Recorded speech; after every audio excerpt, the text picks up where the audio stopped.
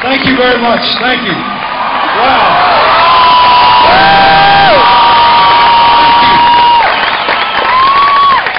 Thank you for letting me come back to UCLA. I'm so glad to be here.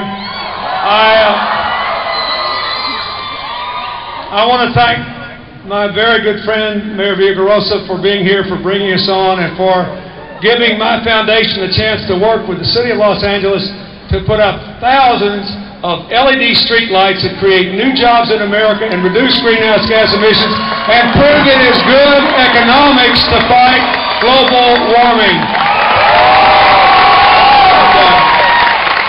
I want to thank your Chancellor Emeritus, Charles Young, who invited me to UCLA to speak on your 75th birthday, and I love that. Look,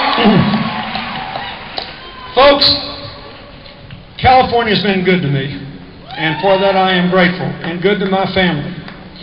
And when I started this election season, I never dreamed that I would wind up being as active as I was. I sort of was compelled to get out a little bit because now I'm the only person in my family that can campaign. The Secretary of State and the Secretary of Defense are not permitted to engage in electoral politics. But then I got out here and I realized what you've all heard, that we've got an electorate that is motivated, they say, the experts, by anger on the right and apathy on the left and amnesia all around, and they say, oh, this is going to be a terrible election. And my gut is, it won't be if people are thinking. Now, so I asked Jerry and Gavin for permission to do this because I want to put their race in the context of the national political climate and what's going on.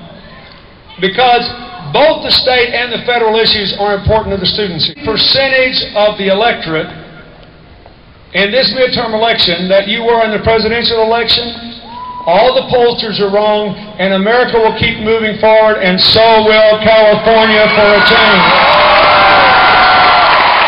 For years to education, beginning with kindergarten and going all through your universities. And yet you have more potential than any place on earth. It matters. So let me just tell you what I think about the national stuff and how it affects California.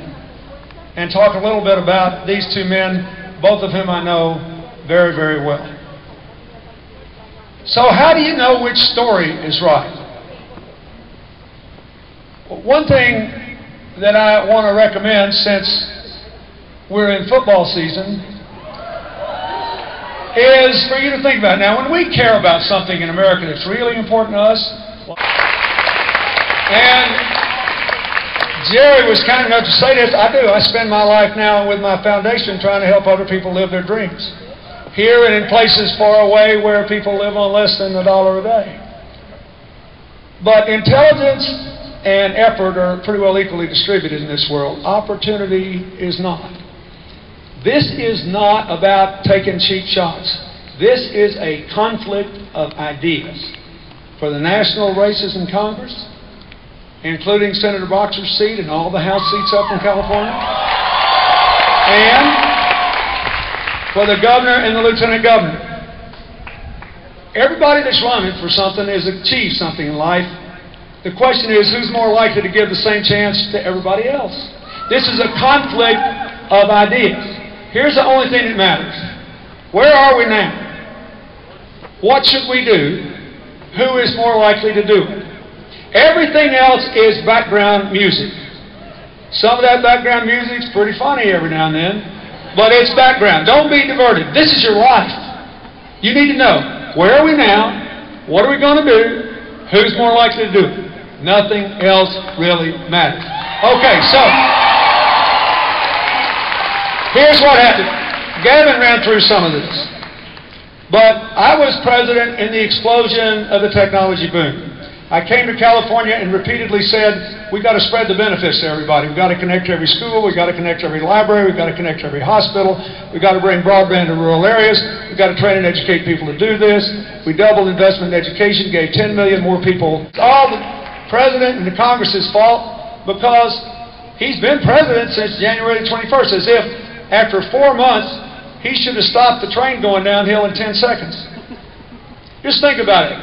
You're driving a locomotive 150 or 200 miles an hour straight downhill, and it weighs several tons, and you're supposed to stop it in 10 seconds. You couldn't do it either. The locomotive didn't stop going downhill for 6 months. About July the 1st, it bottomed out. Okay? Fact number one. We're all playing football now, so we're interested in facts. Look at the game film.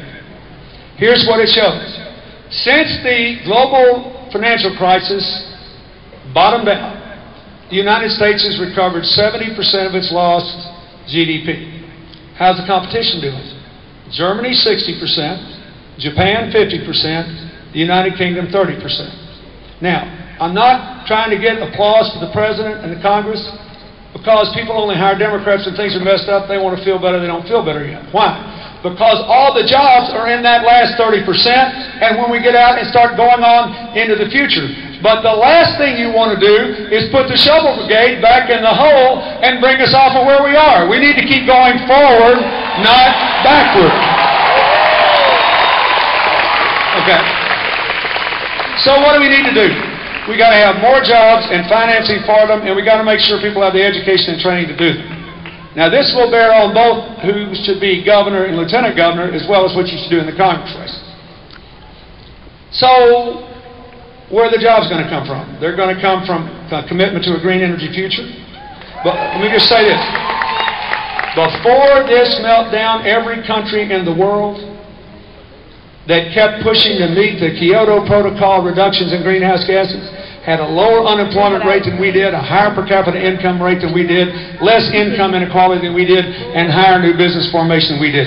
You stick with this greenhouse gas commitment you've got. Don't you repeal that. And don't you let anybody talk to you about it. It is